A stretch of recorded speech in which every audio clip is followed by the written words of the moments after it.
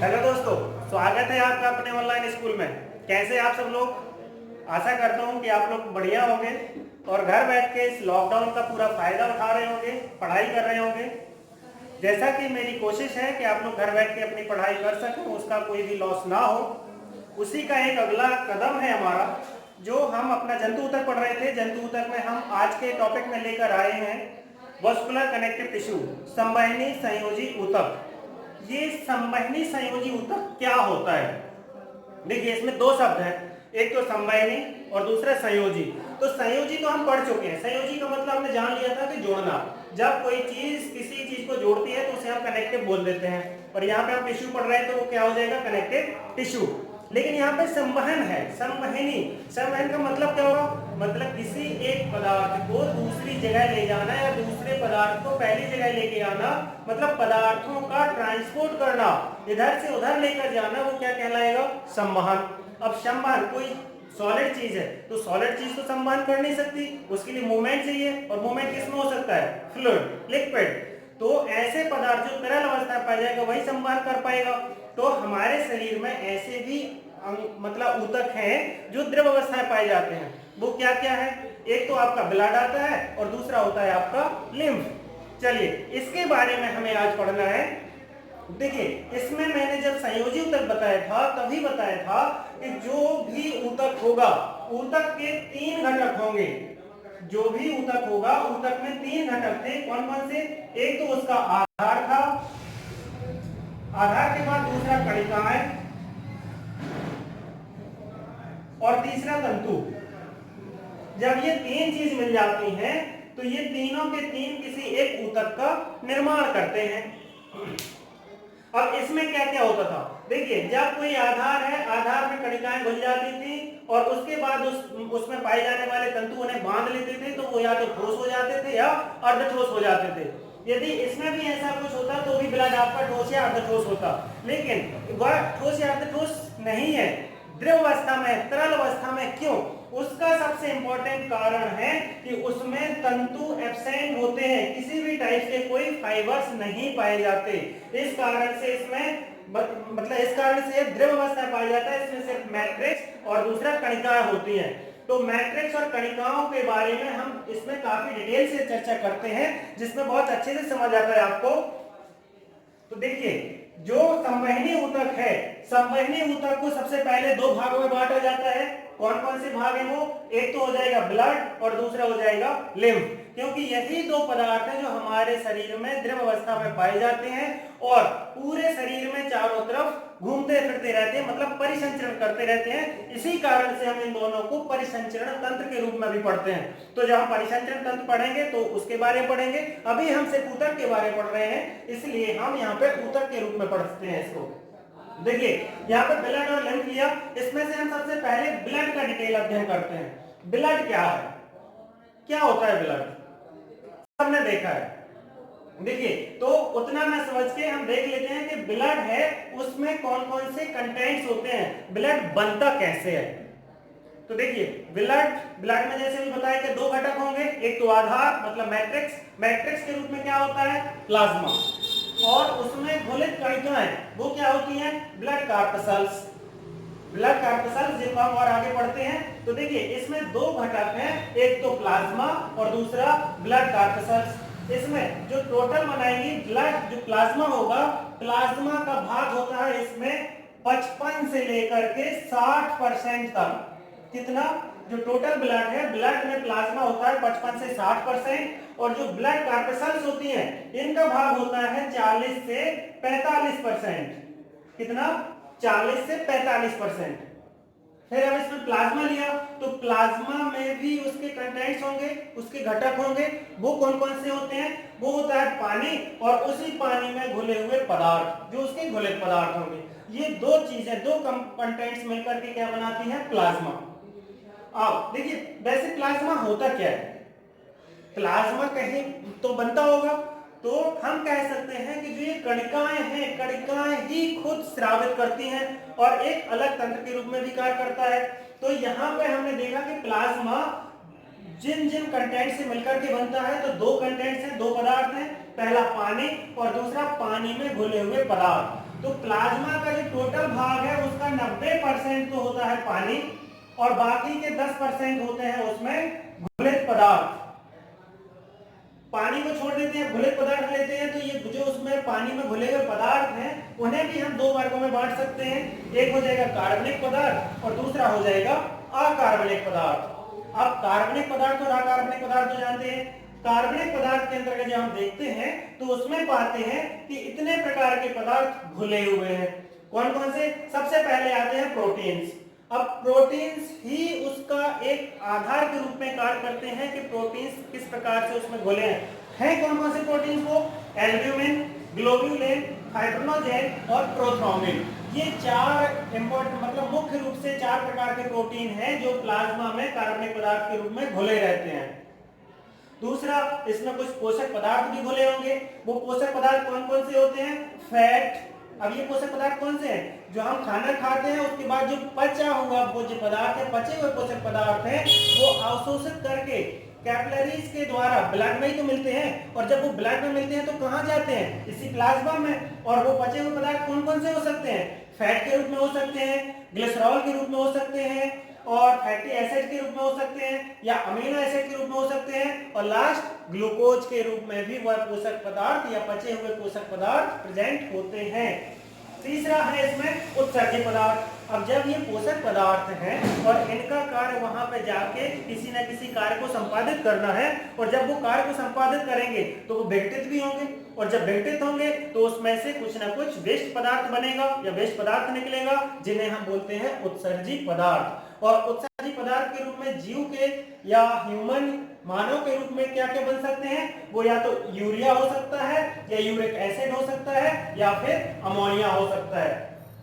Urea, uric acid या ammonia, इन तीन रूपों के रूप में आपके उत्सर्जी पदार्थ हो सकते हैं। साथ में कार्बन डाइऑक्साइड जैसे विषैले पदार्थ भी प्रेजेंट हो सकते हैं। फिर आते हैं हार्मोन्स। हार्मोन्स क्या है? जो भी हमारी एंडोक्राइन सिस्टम्स होती हैं, एंडोक्राइन ग्लैंड्स होती हैं, उनके द्वारा जितने भी किसी भी कार्य को संपादित करने के लिए जो भी मैसेज भेजने के लिए जिसका उपयोग किया जाता है उसे हम हार्मोन्स कहते हैं। तो हार्मोन्स भी घुले हुए अवस्था में पाए जाएंगे। एंजाइम्स, जो किसी भी पदार्थ को तोड़ने में जो भाग लेते हैं वो एंजाइम्स होते हैं, किसी के पचाने में भाग लेते हैं वो भी एंजाइम होते हैं। तो हमारे ब्लड के प्लाज्मा में एंजाइम्स भी पाए जाएंगे। फिर अब आते हैं एंटीबॉडीज, एंटीजेंस और एंटीटॉक्सिन्स, ये भी आपके प्लाज्मा में घुले अवस्था में पाए जाएंगे। और एक पाया जाएगा जिसको हम बोलते हैं एंटीकोगुलेंट मतलब प्रतिजामन। प्रतिजामन क्या कार्य करता है? जो एक हेपेरिन के रूप में पाया जाता है।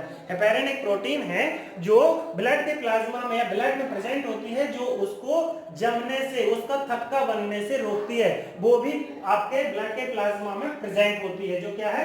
हेपेरिन। चलिए, ये तो थे आपके कार्बनिक पदार्थ जो प्लाज्मा में घुलित अवस्था में पाए जाते हैं। अब कुछ अकार्बनिक पदार्थ भी होंगे। वो अकार्बनिक पदार्थ कौन कौन से हैं? वो देखिए, आपके प्लाज्मा में जो अकार्बनिक पदार्थ है वो लवण के रूप में हो सकते हैं। लवण, अब चाहे वो सोडियम, मैग्नीशियम, कैल्शियम या पोटेशियम, इनके लवण या साल्ट हो या किसी न किसी कार्बोनेट्स के रूप में पाए जाएं या सल्फेट या फॉस्फेट के रूप में पाए जाएं। ये सारे के सारे पदार्थ आपके अकार्बनिक पदार्थ हैं जो प्लाज्मा में घुले हुए पाए जा सकते हैं। तो चलिए, ये था आपका ब्लड का पहला पार्ट, प्लाज्मा। ठीक है, इसके आगे हम देखते हैं ब्लड कार्पसल्स। चलिए, तो देखिए, अब आप प्लाज्मा पढ़ने के बाद हमें चलना है ब्लड कार्पसल्स पे। इसके स्टार्ट करने से पहले हम देख लेते हैं कि देखिए, एक नॉर्मल क्वेश्चन आ जाता है कि मानव के शरीर में ब्लड की कितनी मात्रा पाई जाती है। तो एक चीज याद रखना, जो टोटल बॉडी वेट होता है ना, उसका 7% कितना 7% ब्लड की मात्रा होती है किसी भी जीव में या ह्यूमन में। कितनी? बॉडी वेट, टोटल जितना बॉडी वेट है उतना 7% होता है। या फिर लीटर में बोले तो 5 से 6 लीटर तक हो सकता है। कितना? 5 से 6 लीटर तक ब्लड आपके शरीर में प्रेजेंट हो सकता है। लेकिन ये शरीर के आकार के ऊपर भी निर्भर करता है। ऐसा नहीं कि कोई छोटा बच्चा है उसके शरीर में भी 5-6 लीटर होगा और कोई 6 फुट लंबा और 100 केजी का वेट वाला है उसके शरीर में भी होगा। नहीं, तो एक एवरेज भी होगा तो उसका 7% होगा वेट का। और यदि फुल मैच्योर है वो तो उसमें 5 से 6 लीटर एक एवरेज है, औसतन है, फिक्स नहीं है वो। ठीक है। अब इसका यदि नेचर की हम बात करें कैसा होता है, अम्लीय होता है या क्षारीय होता है, तो इसका जो ब्लड है, ब्लड का पीएच 7.35 से लेकर के 7.4 तक होता है। अब जब इतना पीएच होता है तो वो कैसा होगा, अम्लीय या क्षारीय? क्षारीय होगा ना, 7+ जैसे ही होता है तो वो कैसा होगा, क्षारीय। मतलब ब्लड है, जो ब्लड का नेचर कैसा होता है, क्षारीय प्रकृति का होता है। चलिए इसके बाद हम देखते हैं ब्लड कार्पसल्स। अब ब्लड कार्पसल्स मतलब रक्त कणिकाएं। रक्त कणिकाओं को जब हम देखते हैं, पहले बता चुका हूं कि यह जो टोटल ब्लड है उसमें 40 से 45% होगी। इसको हमने 3 भागों में बांटा है। कौन कौन सी ब्लड कार्पसल्स होंगी, red blood corpuscles, white blood corpuscles और तीसरी आती है प्लेटलेट्स। यदि इनके हम इंग्लिश नाम देखें तो आरबीसी, इसे कई बार रेड ब्लड सेल्स बोला जाता है, लेकिन ये आरबीसी रेड ब्लड सेल्स नहीं होती। इन्हें हम सेल्स क्यों नहीं बोल सकते, बिकॉज क्योंकि इनमें केंद्रक न्यूक्लियस नहीं होता, इसमें गोल्गी बॉडी नहीं होती, इनमें माइटोकॉन्ड्रिया नहीं होता और इनमें सेंट्रियोल्स नहीं होते। ये सारी जो ऑर्गेनेल्स हैं इनके एब्सेंट होने के साथ में हम इसे कंप्लीट सेल नहीं बोल सकते ना, इसलिए हम इनको साथ में, तीनों को एक साथ में हम इन्हें कार्पसल्स, कणिकाएं बोल देते हैं। क्लियर है? अब इसने आरबीसी रेड ब्लड सेल नहीं बोलोगे, इन्हें बोलोगे रेड ब्लड कार्पसल्स, मतलब लाल रक्त कणिकाएं। चलिए दूसरा डब्ल्यूबीसी मतलब व्हाइट ब्लड कार्पसल्स और तीसरा होता है प्लेटलेट्स। तो इनके इंग्लिश नाम बता रहा हूं। देखिए आरबीसी को हम जनरली जानते हैं इरिथ्रोसाइट से। किससे?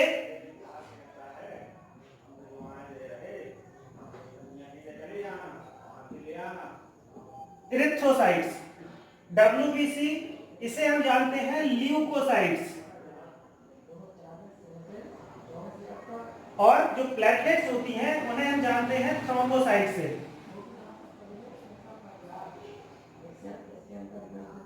ये इनके 3 नाम हैं, आरबीसी इरिथ्रोसाइट्स, डब्ल्यूबीसी ल्यूकोसाइट्स और प्लेटलेट्स थ्रोम्बोसाइट्स।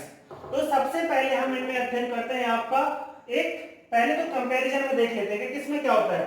जैसे आरबीसी है, आरबीसी की जो उम्र होती है, कितने दिन तक जीवित रहती है, तो ये एवरेज है 120 दिन, मतलब 100 दिन भी हो सकता है और 130 दिन भी हो सकता है, लेकिन एक एवरेज हम बोले मानव की जो आरबीसी होती हैं उनका एक एवरेज टाइम होता है, एक उम्र होती है जो 120 दिन का लाइफ स्पैन होता है इनमें।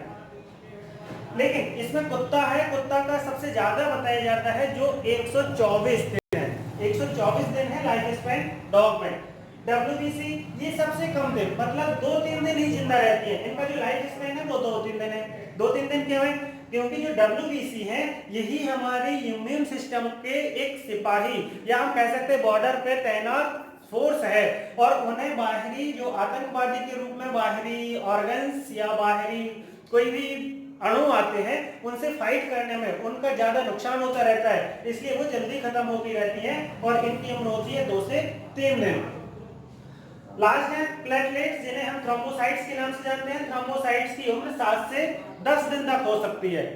चलिए अब इसके बाद हम देखते हैं कि आरबीसी कहां पाई जाती है। तो जितने भी तुम्हारे वर्टिब्रेट्स एनिमल हैं, जितने भी कशेरुकी जीव हैं, उनके ब्लड में आरबीसी पाई जाएंगी।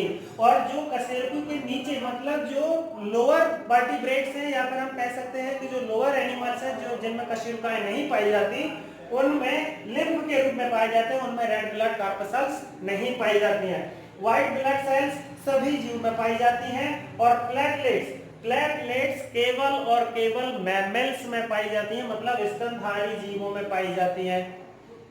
फिर अब इनका आकार, जो आरबीसीज होती हैं इनका आकार 7.5 म्यू होता है, या फिर हम नॉर्मली कहते हैं 7 म्यू होता है।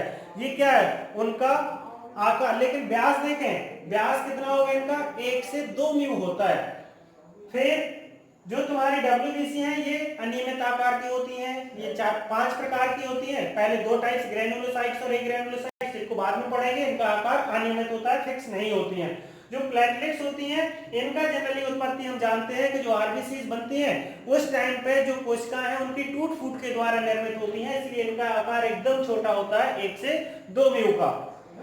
अब इनकी हम मात्रा देख लेते हैं। तो जो आरबीसीज हैं ये मानव में कितनी पाई जाती हैं? तो मानव में अब मेल और फीमेल में दोनों में अलग अलग होती हैं। तो आज हम बात करते हैं मेल में, तो मेल में आरबीसीज की मात्रा होती है 55 लाख प्रति घन मिलीमीटर, और जो फीमेल है, फीमेल में इनकी मात्रा होती है 50 लाख प्रति घन मिलीमीटर। साथ ही यहाँ पे जो आरबीसीज हैं, आरबीसीज में हम बात करते हैं हीमोग्लोबिन की, तो यहाँ पे मेल होता है, मेल में हीमोग्लोबिन की मात्रा होती है 15 ग्राम प्रति 100 मिलीमीटर, और जो फीमेल होती है, फीमेल में 13.5 से लेकर के 14 या 15 मिलीग्राम पर मिलीलीटर होती है। इसके बाद डब्ल्यूबीसी, इनकी मात्रा हम देखते हैं तो ये प्रति घन मिलीमीटर 6 से 9000, कई जगह पे हमें 5000 से 9000 भी मिलेगा या 5000 से 11000 तक मिलता है। एक एवरेज है जो 6 से 9000 प्रति घन मिलीमीटर होती है। और जो प्लेटलेट्स हैं, प्लेटलेट्स तो बहुत ही ज्यादा मात्रा में उपस्थित होती हैं, इनकी मात्रा 2.5 लाख प्रति घन मिलीमीटर हो सकती है। इसके बाद आप आरबीसीज के बारे में हमें देखना है कि इनका निर्माण कैसे होता है, कहाँ होता है, इनका आकार कैसे होता है। तो देखिए आरबीसीज हैं, जो आरबीसीज का निर्माण रेड अस्थि मज्जा, रेड बोन मैरो में होता है। और ये रेड बोन मैरो कहाँ पाई जाती है? जब हमने स्केलेटल टिश्यू पढ़ा था उसमें देखा था कि जो हमारे शरीर की लंबी लंबी हड्डियां हैं, उन हड्डियों के सिराओं पे, मतलब बीच में जो सिरा होते हैं, वहां पे लाल अस्थि मज्जा और येलो अस्थि मज्जा पाई जाती है। तो जो आरबीसी की उत्पत्ति होती है उनकी मेच्योर टाइम में, जब हम परिपक्व हो जाते हैं, मेच्योर हो जाते हैं, उस टाइम पे आरबीसीज का निर्माण लाल अस्थि मज्जा में होता है। लेकिन जब भ्रूण के द्वारा, मतलब जब बच्चा भ्रूण होता है, भ्रूण के रूप में होता है, तो उस टाइम में आरबीसीज का निर्माण यकृत और स्प्लीन, मतलब प्लीहा के द्वारा होता है।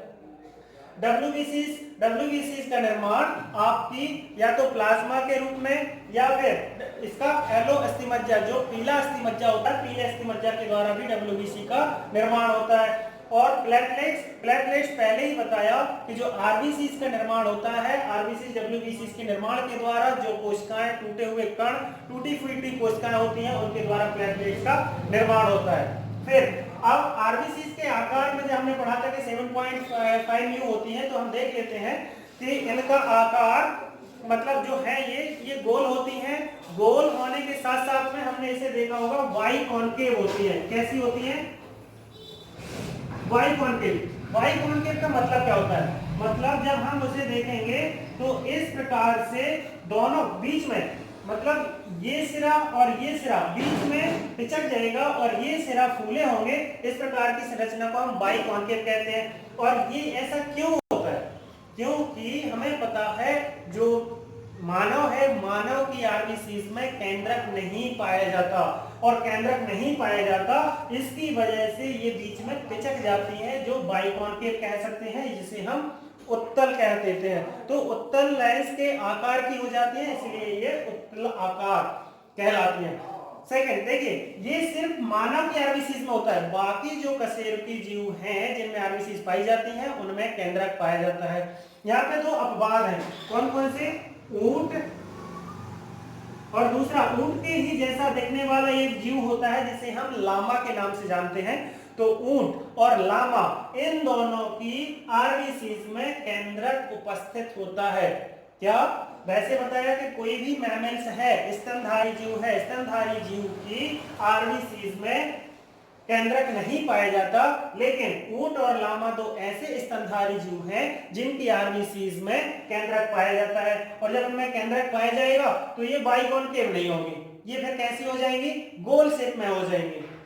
ठीक है, तो आरबीसीज के रूप में यहाँ पे आपने देखा, इनकी उम्र के बारे में देखा। लेकिन अब हमें देखना है कि जो आरबीसीज होती हैं उनका कलर, जो रंग होता है, वो रेड किस वजह से होता है? तो हम सभी जानते हैं कि इनमें पाया जाता है हीमोग्लोबिन, जिसकी ही मात्रा हम देखते हैं कि आपके ब्लड में हीमोग्लोबिन की मात्रा कम है या ज्यादा है, कितनी है। तो जो अभी बताया था कि जो मेल होता है, मेल में हीमोग्लोबिन की मात्रा होती है 15 ग्राम पर 100 मिलीलीटर, और जो फीमेल है, फीमेल में हीमोग्लोबिन की मात्रा होती है 13.5 ग्राम पर 100 मिलीलीटर। इसके बाद अब जब हम इनकी मात्रा देख लेते हैं तो हीमोग्लोबिन बनता कैसे है और हीमोग्लोबिन इसे रंग कैसे प्रदान करता है। तो हीमोग्लोबिन एक वैसे तो प्रोटीन है, लेकिन इसको हम ब्लड के बर्नर के रूप में, मतलब ब्लड को रंग प्रदान करने के रूप में भी जानते हैं। तो अब हम देखते हैं कि हीमोग्लोबिन का निर्माण कैसे होता है। ठीक है, तो क्या पढ़ रहे हैं कि हीमोग्लोबिन बनता कैसे है। देखिए, फॉर्मेशन ऑफ हीमोग्लोबिन, हीमोग्लोबिन कैसे बनेगा, इसके लिए हमें देखना है कि सबसे पहले एसिटिक अम्ल होता है। एसिटिक अम्ल ग्लाइसिन नामक प्रोटीन के साथ बाइंड करता है और एसिटिक अम्ल और ग्लाइसिन बाइंड होकर के बनाते हैं जिसको हम कहते हैं पोरफायरिन। ये पोरफायरिन आगे जाकर के आयरन के साथ में कंबाइन होता है, आयरन को अपने साथ में जोड़ता है और एक हीम अणु बनाता है। अब यहाँ का जो आयरन है, आयरन दो प्रकार से होता है, Fe2 धनायन जिसको हम फेरस बोलते हैं, Fe3 धनायन जिसको हम फेरिक बोलते हैं। तो यहाँ पे वो फेरस के रूप में बाइंड करता है। किसके रूप में, फेरस, Fe2 धनायन के रूप में बाइंड करता है और पोरफायरिन और आयरन फेरस के रूप में मिलेगा जिसके साथ में बना लेता है हीम अणु। फिर हीम अणु और ग्लोबिन प्रोटीन, ये दोनों मिलकर के, लेकिन हीम के 4 अणु और ग्लोबिन का 1 अणु मिलकर के बनाते हैं हीमोग्लोबिन। ये था आपका फॉर्मेशन ऑफ हीमोग्लोबिन। अब देखिए, जब हमारे शरीर में हीमोग्लोबिन की मात्रा बढ़ जाती है तो उसे हम बोलते हैं पॉलीसाइथीमिया। क्या बोलते हैं, पॉलीसाइथीमिया। मतलब जब हमारे शरीर में ग्लोबिन की मात्रा, जो हीमोग्लोबिन है, हीमोग्लोबिन की मात्रा ज्यादा हो जाती है, नॉर्मल से ज्यादा हो जाए, तो उस डिसीज को हम या उस रोग को जानते हैं पॉलीसाइथीमिया नाम से। लेकिन इसके उल्टा जब हमारे शरीर में हीमोग्लोबिन की मात्रा कम हो जाती है तो उसे हम जानते हैं एनीमिया के रूप में। किस नाम से जानते हैं, एनीमिया। एनीमिया को कहते हैं ब्लड की कमी। ब्लड की कमी नहीं, किसकी कमी होती है, हीमोग्लोबिन की कमी, और हीमोग्लोबिन की कमी को बोलते हैं एनीमिया। चलिए, ये किसमें पढ़ा है हम, आरबीसीज में। देखिए, जब आरबीसीज की मात्रा, मतलब जब हम आरबीसीज किसी भी रेड कार्पेसल्स को अल्प पराशरी में डालें, मतलब अल्प पराशरी विलयन में हम डालते हैं जब रेड ब्लड कार्पेसल्स को, तो क्या होगा उसका, जब अल्प पराशरी में डालोगे तो उसमें से, मतलब जो उसका पानी होगा उसके अंदर भर जाएगा, और जब वो अंदर भर जाएगा तो वो फूट जाएगी। क्या होती, फूट जाती है, और इस विधि को हम बोलते हैं हीमोलाइसिस। किस नाम से जानते हैं, हीमोलाइसिस। लेकिन जब हम इसको ज्यादा अति पराशरी विलयन में डालते हैं तो यह सिकुड़ जाती है। जो रेड ब्लड कार्पेसल्स होती हैं, जब हम ज्यादा पराशरण वाले विलयन में डालते हैं तो ये सिकुड़ जाती है, जिसको हम जानते हैं क्रीनेशन के नाम से। किससे, क्रीनेशन। मतलब जब कोशिका सिकुड़ जाए तो वो क्रीनेशन कहलाता है, और जब कोशिका फट जाए तो वो हीमोलाइसिस कहलाता है। चलिए, ये थी आपकी रेड ब्लड कार्पेसल्स। अब हम नेक्स्ट देखते हैं, या नेक्स्ट टॉपिक में देखेंगे हम, वो होगी आपकी व्हाइट ब्लड कार्पेसल्स, जिसको हम काफी डिटेल में पढ़ेंगे। आई होप आपको समझ आया है। देखिए, समझ आया है तो भी आप कमेंट करके बताएं, और यदि समझ नहीं आता है, कोई आपको क्वेश्चन उठता है, कोई क्वेश्चन आता है दिमाग में, तो प्लीज कमेंट सेक्शन में आप कमेंट करके बताइए कि यहाँ पे समझ नहीं आया है या फिर मुझे कहाँ पर सुधार करने की जरूरत है। Please give feedback to us, इस वजह से हम और अच्छे से काम कर पाए आपके लिए, और आप घर बैठ के आराम से पढ़ाई कर सकें। Thank you so much.